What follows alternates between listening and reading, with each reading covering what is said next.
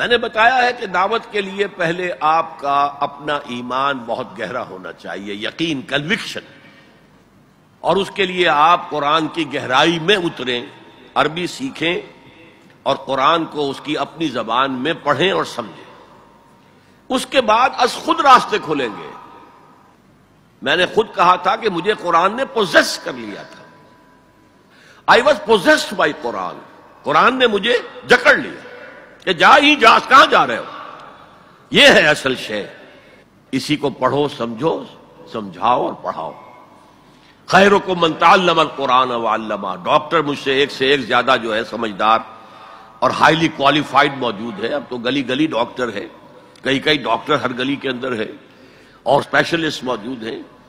لیکن یہ کہ ایک خاص اللہ نے مجھے ایک صلاحیت عطا کی ہے کہ میں جدید تعلیم یافتہ لوگوں تک قرآن کا پیغام پہنچا سکتا ہوں، کہ وہ دلچسپی سے میری بات سنیں۔ ایک کمیونیکیشن ہے جو گیپ نہیں ہے میرے اور ان کے درمیان۔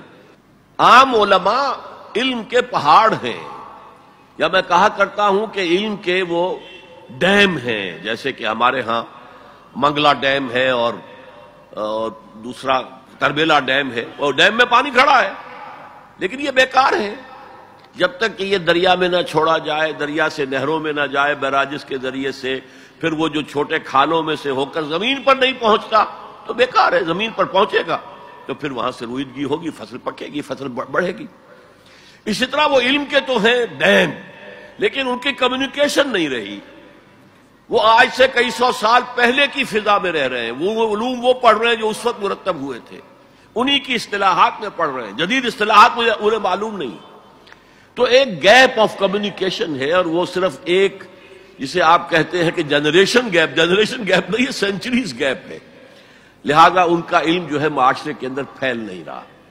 اللہ نے ایک صلاحیت دی تھی اور میں نے اس کے لیے پھر اپنے آپ کو وقف کیا ہے۔ اللہ کا شکر ہے، اللہ کا فضل ہے۔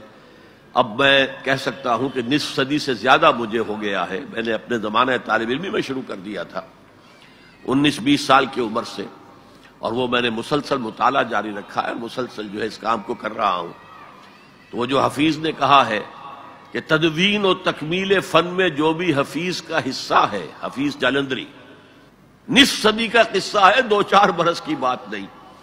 تو میرا معاملہ بھی یہ کہ میں کہہ سکتا ہوں کہ نصف صدی سے میں یہ کام کر رہا ہوں۔ اللہ کا شکر ہے کہ اس نے مجھے اس کی توفیق عطا فرمائی۔ اللہ سے دعا کریں اور خود جتنا بھی کام کر سکتے ہوں اس سے اپنے آپ کو بری نہ سمجھیں کہ کوئی بڑا لیڈر آئے گا تو میں کام کروں گا۔ کیا پتا آپ میں سے ہی اللہ کسی کو اٹھا دے۔ تو اس سٹرگل کو پوسٹ پون نہیں کرنا ہے، start it, begin it in the right earnest. پھر کیا پتا اللہ تعالیٰ کہاں سے ہمیں قیادت عطا کر دے، ہمارے اندر ہی سے ابھر کر آ جائے۔